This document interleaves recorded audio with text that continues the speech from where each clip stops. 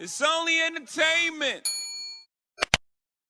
Welcome back to The Talking Hedge. I'm Josh Kincaid, capital markets analyst and host of your Cannabis Business Podcast. Today, we're going to be talking to Scott Jennings. He is the founder and CEO of Pantry Food Co. Scott, thanks for being with us at The Talking Hedge. Hey, Josh. Great to be here, man. Appreciate it.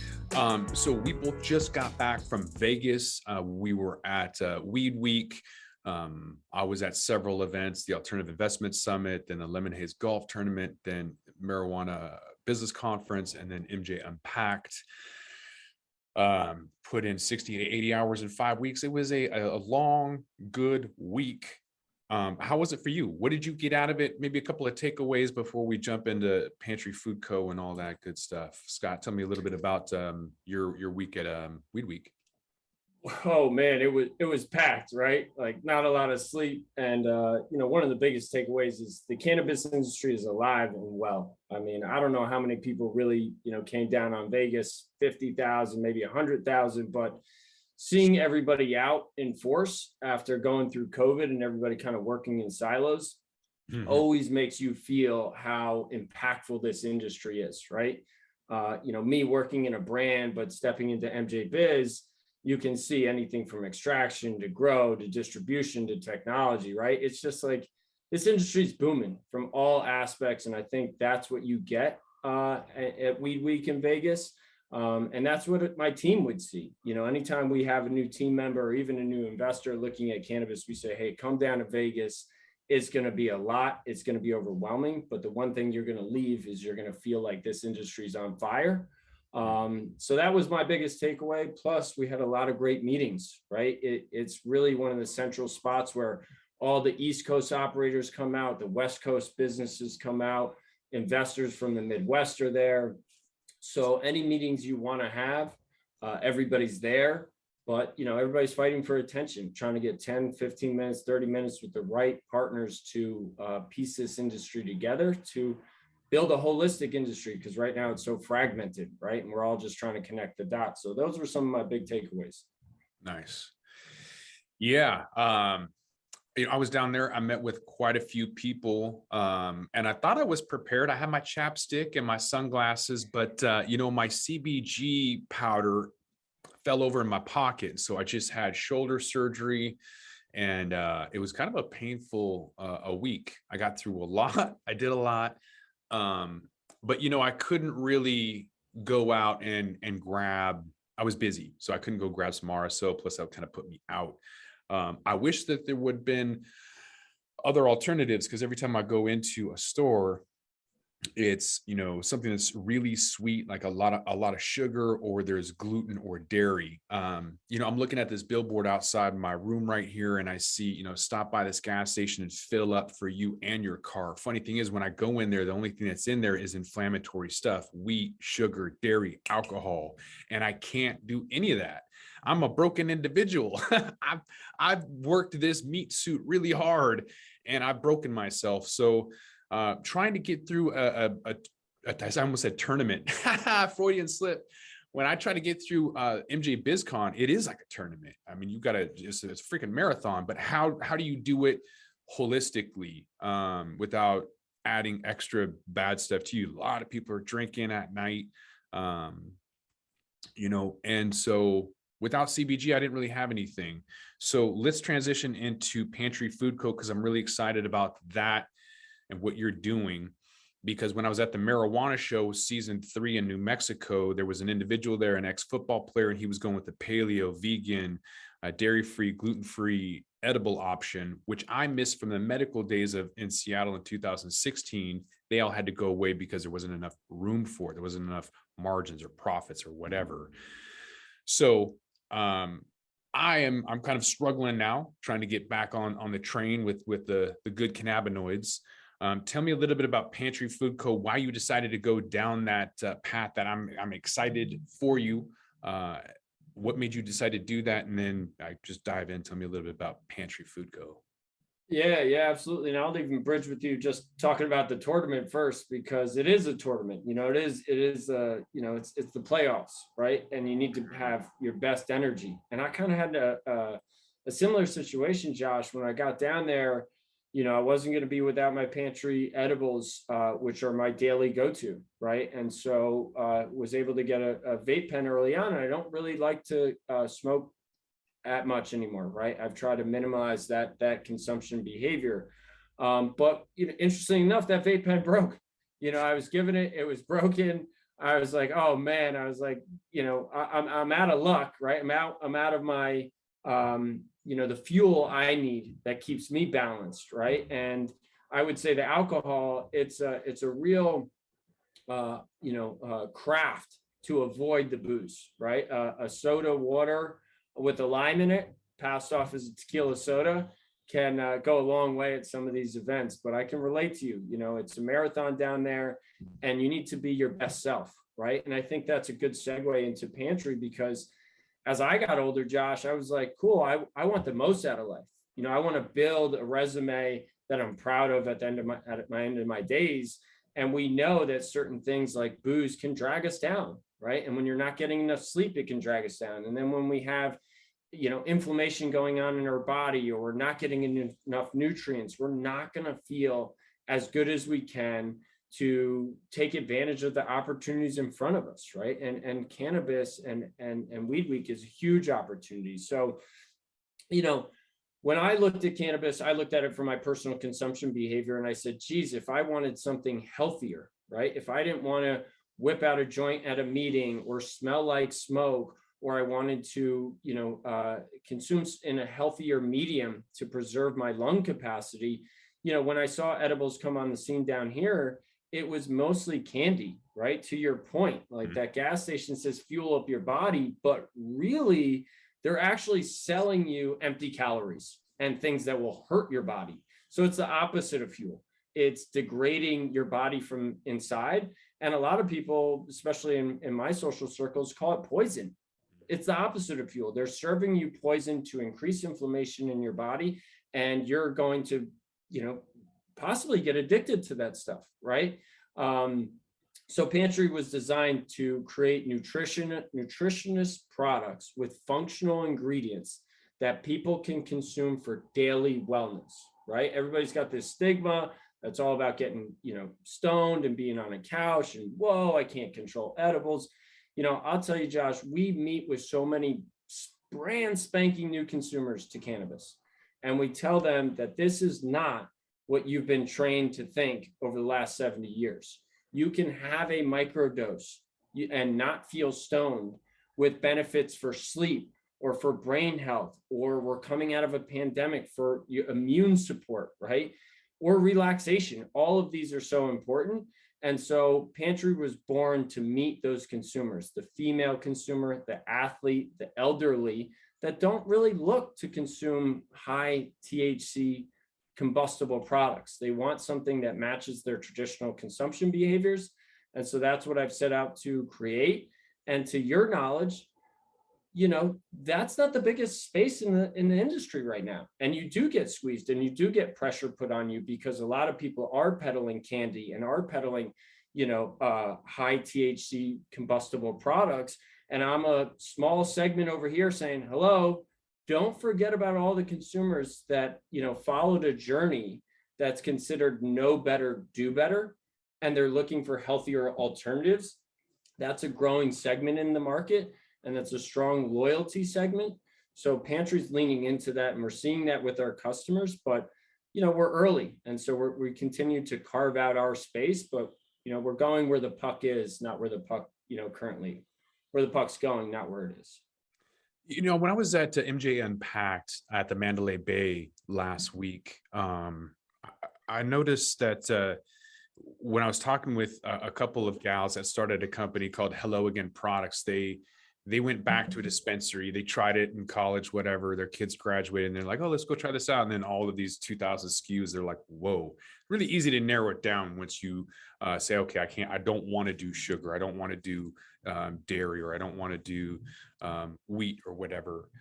Once you kind of narrow it down, it's pretty obvious that there's not a whole lot of options there. The gals I met with this Hello Again product, they have a specific formula that works for menopause, and it was a suppository.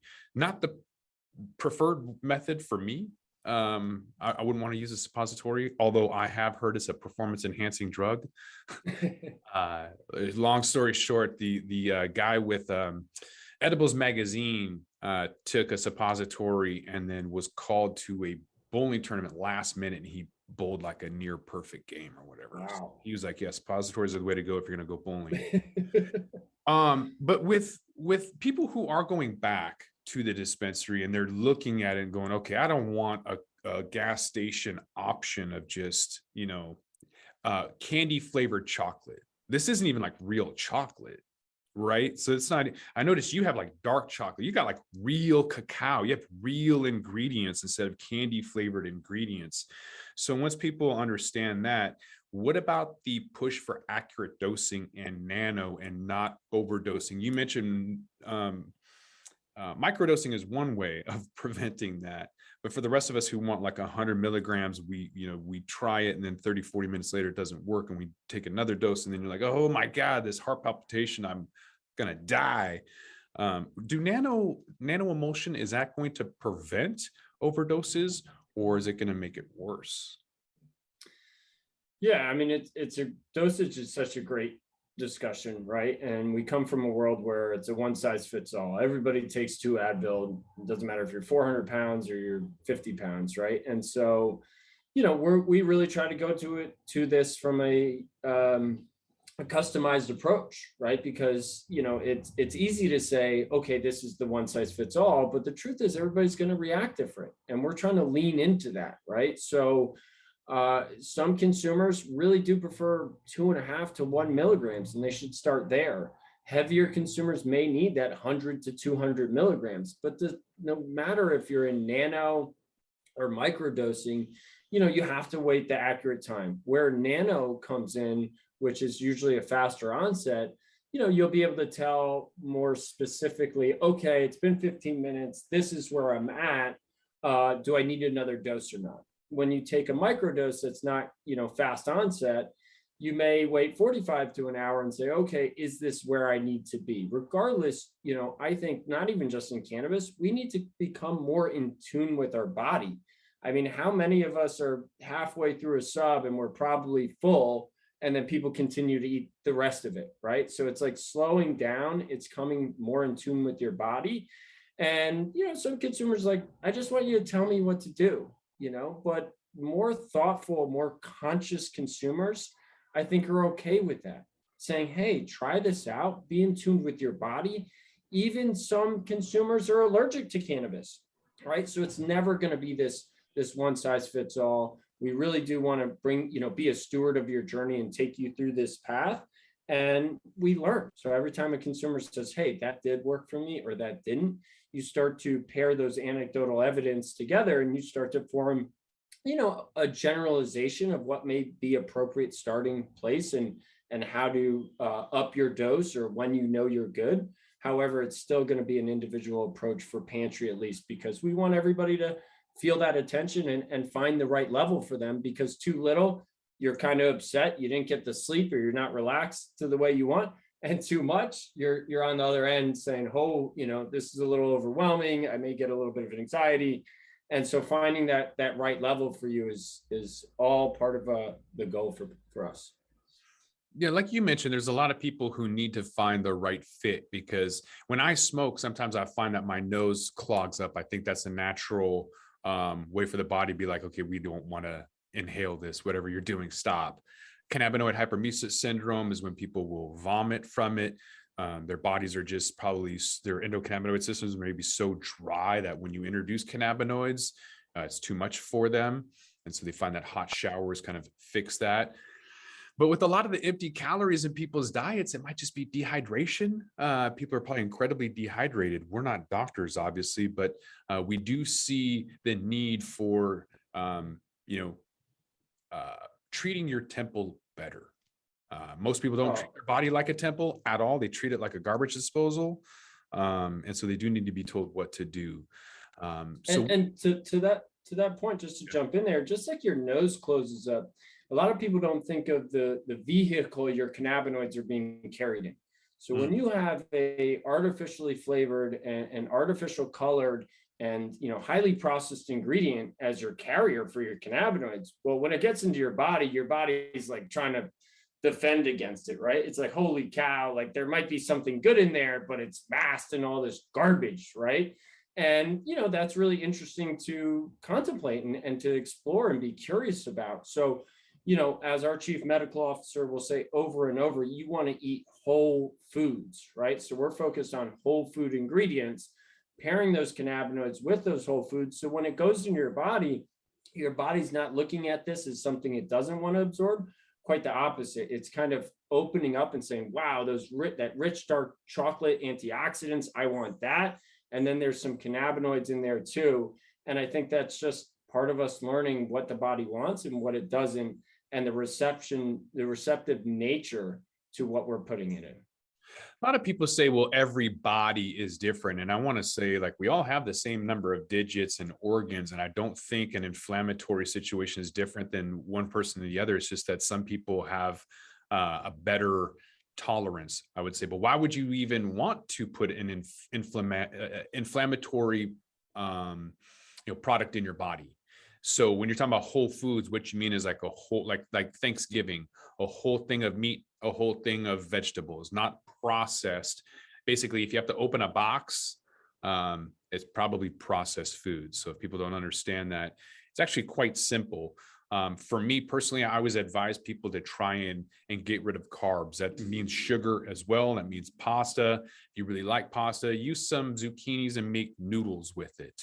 That's the easiest transition. After about 30 days of doing that, try to remove dairy, obviously remove alcohol. And so once you remove wheat, dairy, sugar, alcohol, your body is going to love the fats that you craved yourself. This isn't the 80s, people. Just don't starve yourself with salt and fat anymore. Like just take it. Just take it. It's good for you, and your body will melt the fat off. The sugar during the pandemic, I gained 20 pounds. My wife loves sweets, and I have no willpower. I mean, that's my thing. I'm a crack addict when it comes to sugar. I know that I can't have it. Out of sight, out of mind is the best thing for me. So for other people, when I've seen that alcohol and the sugar during the pandemic increase their waistlines, it's not easy. It is, you said they could be addictive. I'm saying they're definitely addictive. No. This is engineered to be addictive. It really is, right? And people don't think about that enough. And something we've been kicking around a lot is that natural flavors ingredient that's on everything, right? And you start to realize that natural flavors is this hidden ingredient that's really supposed to help a brand, protect their proprietary formulation in the ingredients, right? But within that, it could be sugar, right? It could be an addictive chemical that was cooked up in a lab. We don't really know, right? But if you go back to a layman's test, I can't have one chip. It's kind of like what you say about sugar. It's so hard to just have a little bit because your mouth is exploding, saying, I want more, I want more, I want more. And I think that, I'm the same way, out of sight, out of mind, because if it's around and you say just one, then you're really messing with chemicals and really what's going on with your taste buds and that chemical reaction to really needing more that's overpowering your willpower to say, you know what, I'm good. And the thing is, Josh, I think we're seeing this transition is happening. I think we all wanted to see it sooner. But, from McDonald's adding a salad to the menu to large CPG companies adding these vegan paleo brands, they're acquiring them. Consumers are following this journey, know better, do better. And I don't think that's going to, be the toothpaste that goes back in the tube, right? I'm going to raise my kids to know better about what they put in their body. I already know you are. And I think that the more that we educate society around us, people are going to start speaking up for their health more because, let's be honest, also having to rely on the healthcare system, while it may be great and, challenging in the same degree, I think being in control of your own health so that you can live your life in the freedom with quality health instead of relying on pills or pharmaceuticals or our healthcare system is the ultimate empowerment in life. Yeah. Well, I found cannabis, not like a lot of other people. I was running away from big pharma. I found out at an early age that it was just duct tape, and I wanted somebody to kind of peel the layers back and find out what the problems were rather than taking ibuprofen.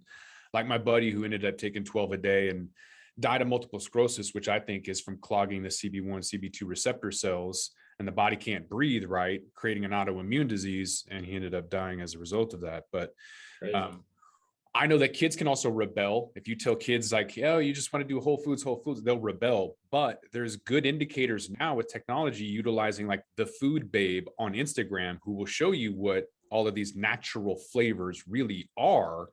Like the red dye in Gatorade is the same ingredient in a fire hydrant. Like, let's get real. MSG, people don't understand, is that thing that's super hyper tasting. They pulled that out of Chinese food, but not like other food, which is really weird.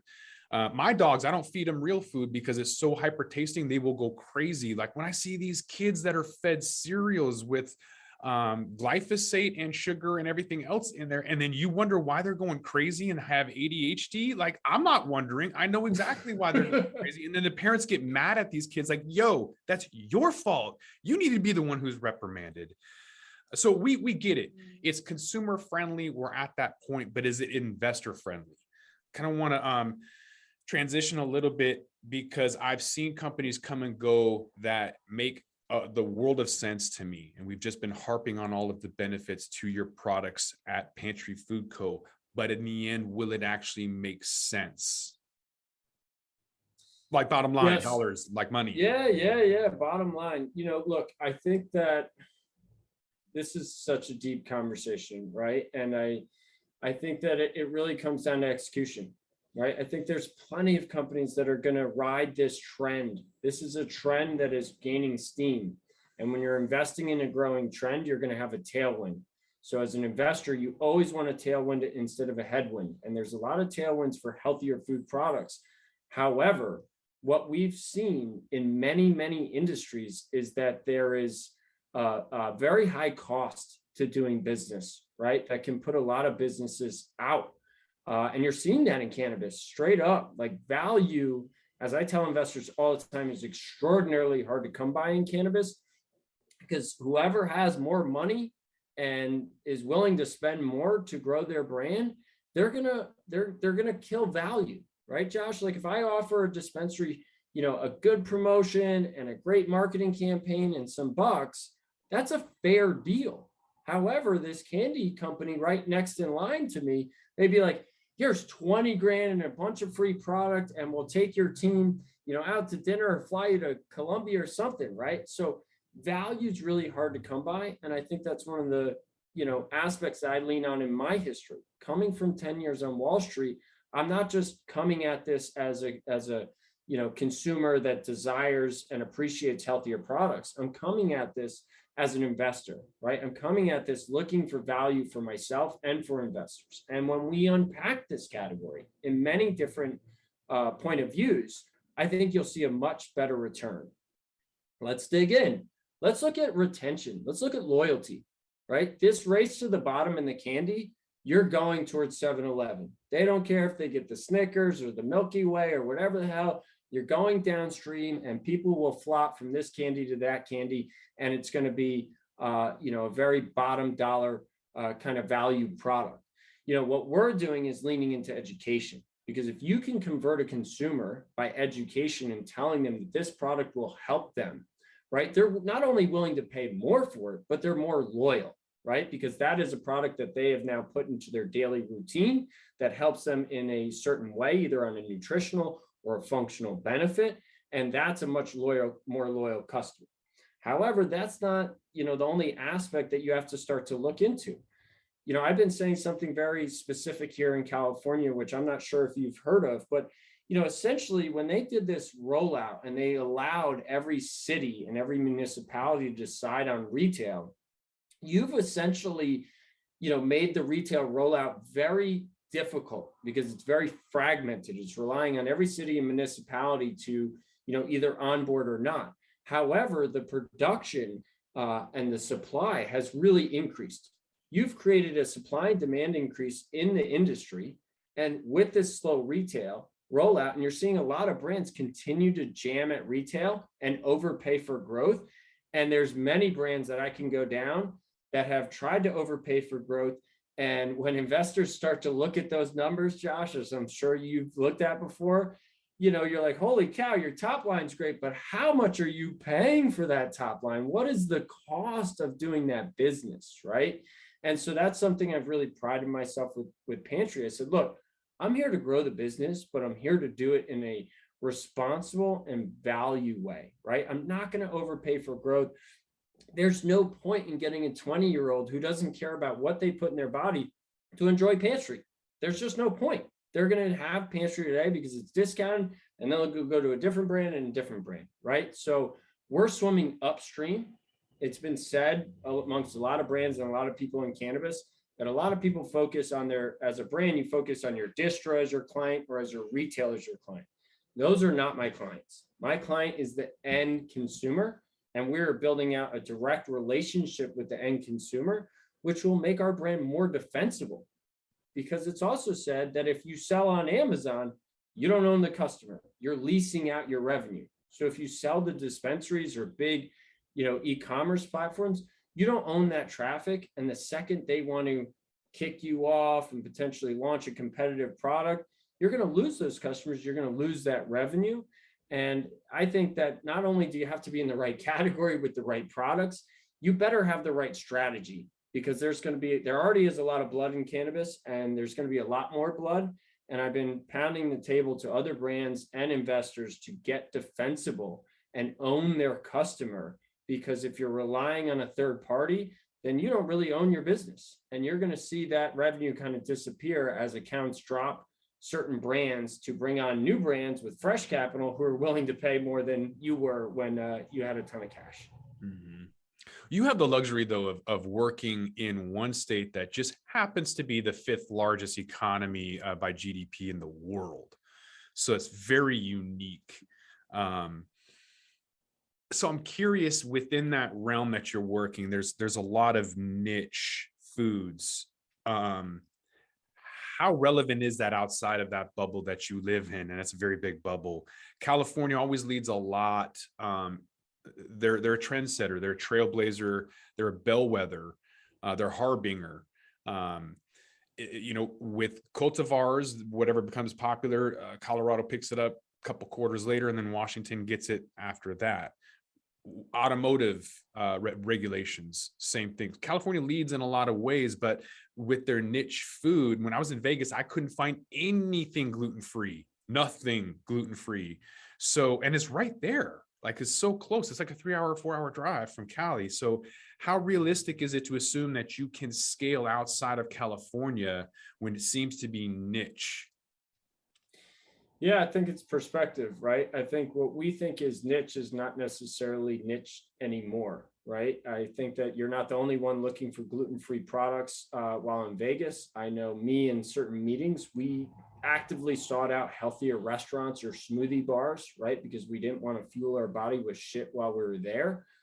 However, I think you have to take a step back. And I think it just all comes down to economics, right? Like, we can win in Vegas, but at what cost, right? And currently, Vegas is not, it has a lot of overlap with California. So sure, you may get a lot of interested parties down there, but a lot of mindsets change when they're in Vegas. A lot of people are there for the party. They're not there for the health aspect. I would say, I'm originally from New York. So I would say in New York, there's a massive healthy scene. People work aggressive hours, they've got families, and people in New York care more than ever about, their health and taking care of themselves and what they're, feeding kids. I think this is a growing trend in families across America and across the globe. Vegas is definitely a beast of its own because of its nightlife and everything that kind of circulates around that. So Vegas isn't top of the list for Pantry, but anywhere you see a lot of households, and look, we talked to people that lived in Vegas. Now, they may not be the ones overpaying at the dispensary or paying top dollar at the hotels, so they may not be the core target customer. But speaking to a couple families that live in Vegas, they don't act like the party goers that go to Vegas. They act like families. They act like, people that are growing older, that are taking better care of their bodies and their families. And I know that if we can speak to any family that's on that journey anywhere in America, we'll relate to them as they look to put better things in their body. And you brought it up, and I know this to be true too. Alcohol is damn near everywhere. And there's a lot of people that went to Vegas that said, God, we wish we could just have some healthy edibles or maybe have a joint together and get away from all this booze. But, Vegas is fighting it tooth and nail. Those casinos really don't want cannabis inside the hotels right now. And so that's a little bit of a tough space, but I don't think it's niche. I think it's families across America that are knowing better, that are doing better. And specifically, they want to do better for their families, right? Their kids. And that's what we hear a lot from parents that are trying to be better and trying to switch off alcohol or bad food to have more energy or to be more patient or more relaxed to grow their kids in what is classified, or I would classify as probably the most complex, economic or political environment we've lived in, or health environment, right? There's so much going on that's hurting mental health. And we also think, cannabis is a big role in just helping people relax through all these challenges that are impacting our mental health. Mm-hmm. I did think it was funny when I was at David Tran's Zodiac party. I asked for soda water and or club soda. I guess I said club soda, and he goes, "No, we don't have club soda." And he shows me a bottle and it was soda water, and I was like, "Yeah, that's fine. I'll take that." Yeah. So you still kind of have to explain it, I guess, in a town that doesn't do anything but drink, alcohol.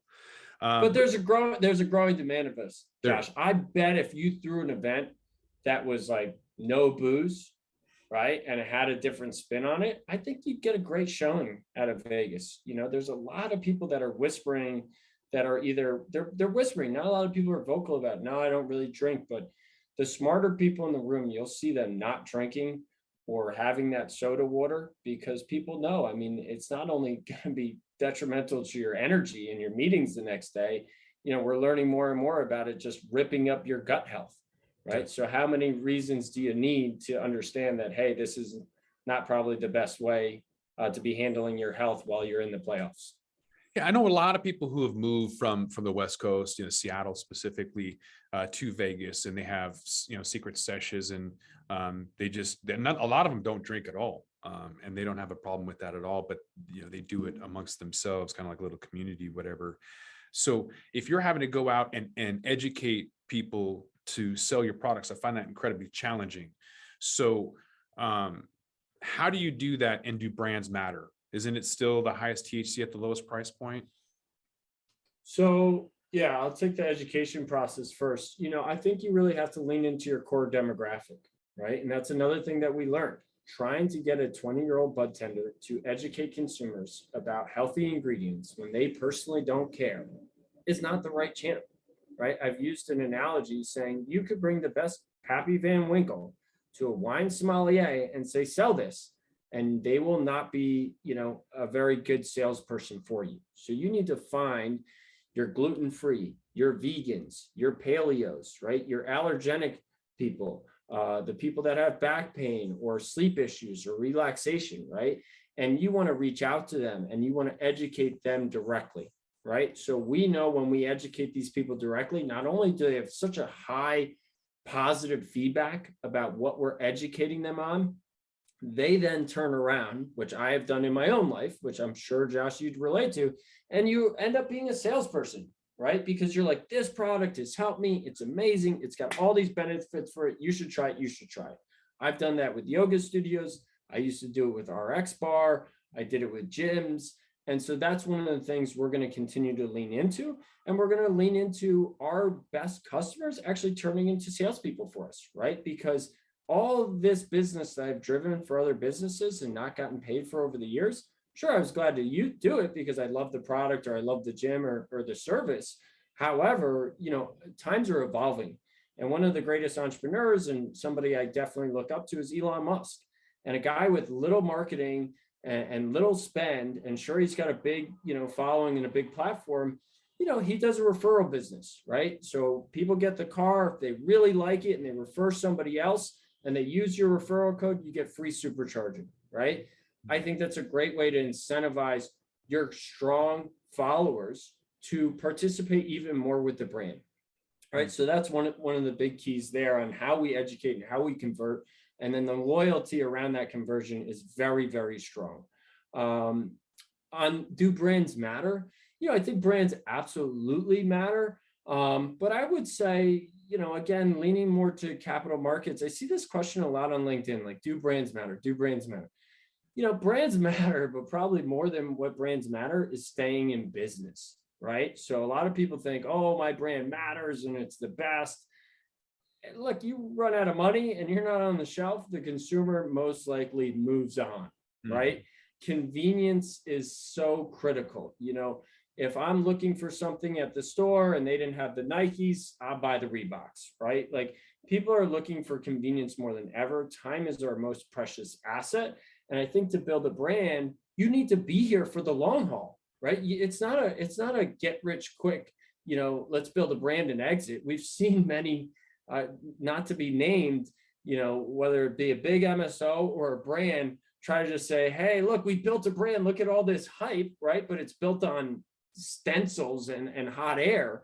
And it comes crashing down after they exit, and then the prices get reverted down because they thought they built a brand, but really it was high octane built on very flimsy sales, not repeat customers. So to me, what I talk about is like, hey, we're going to do responsible growth. We're going to be around for a long time.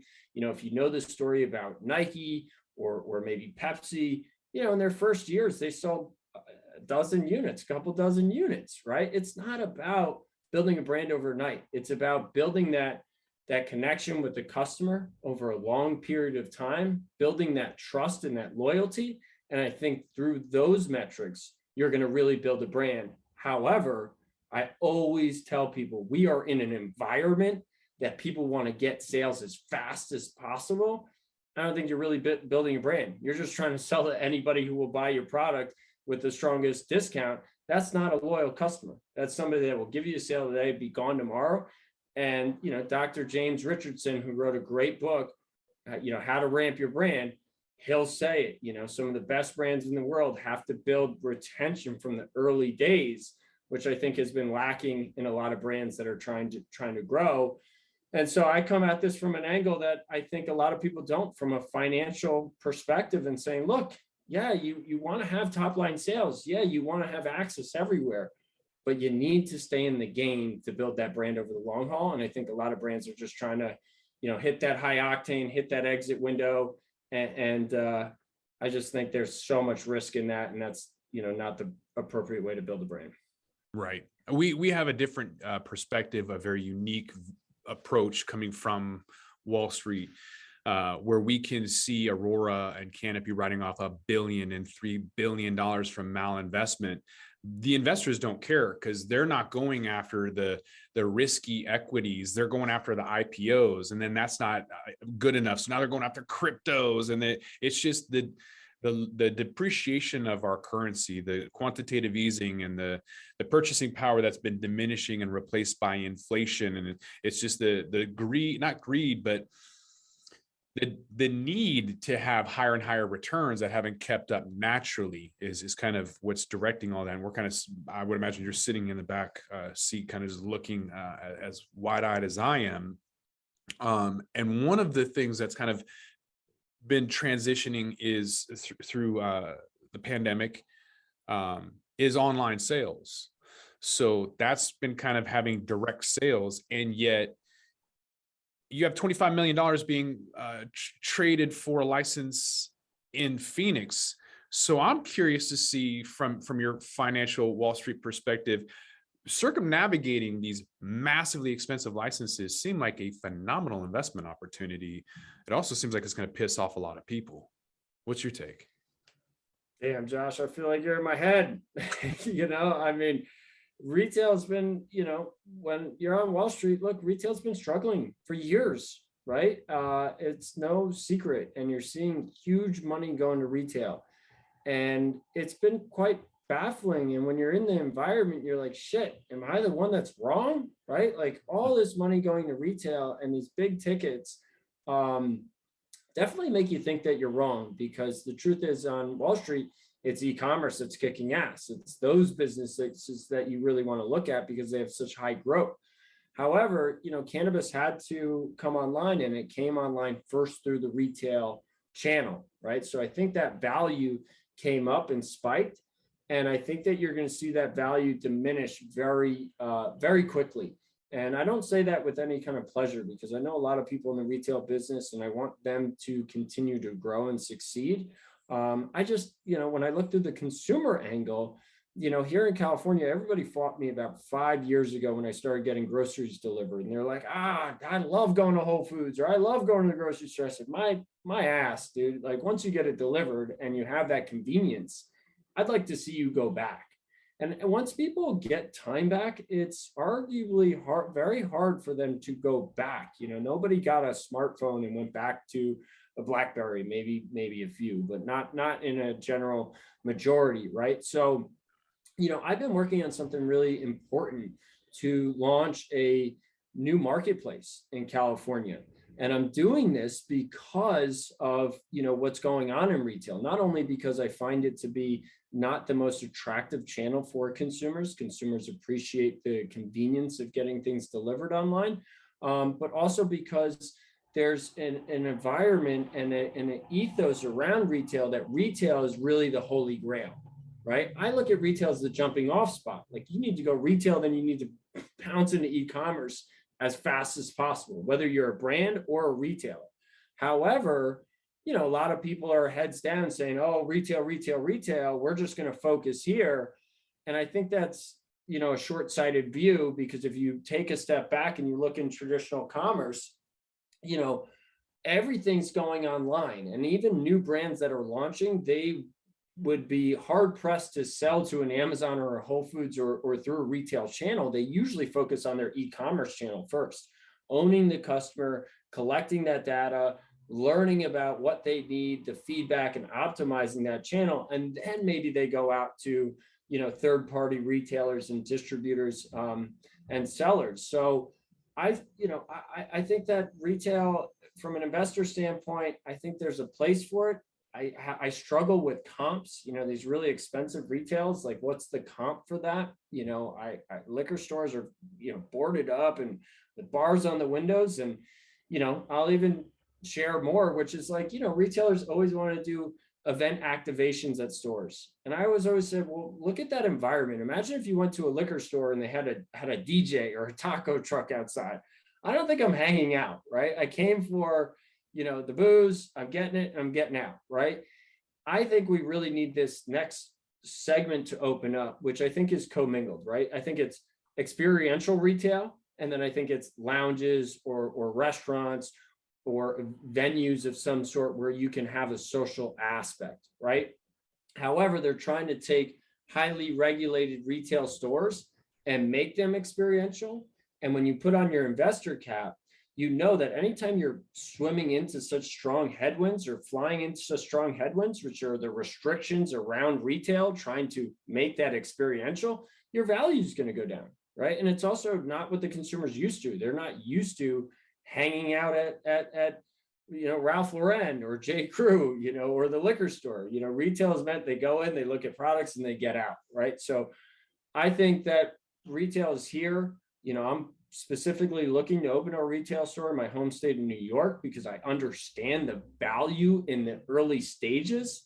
However, I think what we've seen in traditional commerce take 20 years to go from brick and mortar to where we are with e-commerce today. I think that's going to happen at breakneck speed in cannabis. You're seeing it here in California, and stay tuned in the new year.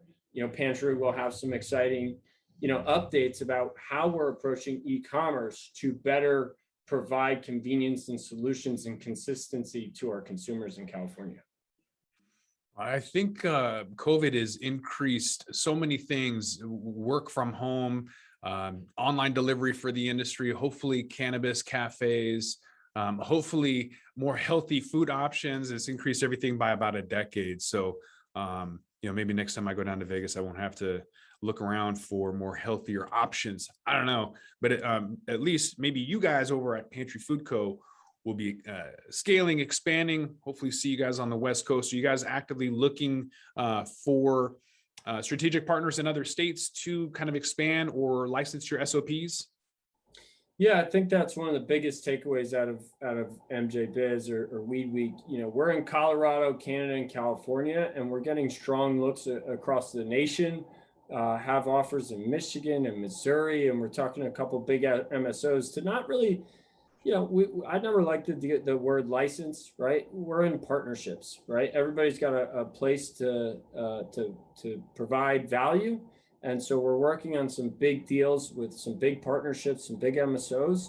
But it's going to have to come down to creating a win-win solution for us both, because as East Coast operators are learning and West Coast operators are learning, we're stronger together. Just be careful who you let into your camp, because some people may not want the best for you. But if you can align with really great people and complementary assets or organizations or companies, there's a lot of value to unlock there. So keep a lookout for us in Michigan. One of my partners is from Missouri, so we're excited to get back there. And we're knocking on the door of Mass, and obviously patiently but eagerly waiting for New York to roll out so we can bring it back home. Mm-hmm. Yeah, you definitely want to do some due diligence. It's amazing how often that doesn't happen. I've been writing a bill for cannabis cafes in Washington State for a while, and one of the things is to look at whoever is in the Senate or House to make sure that their voting record reflects their interest in your bill, because they will add themselves just to crash it. So I think that goes with any industry, though.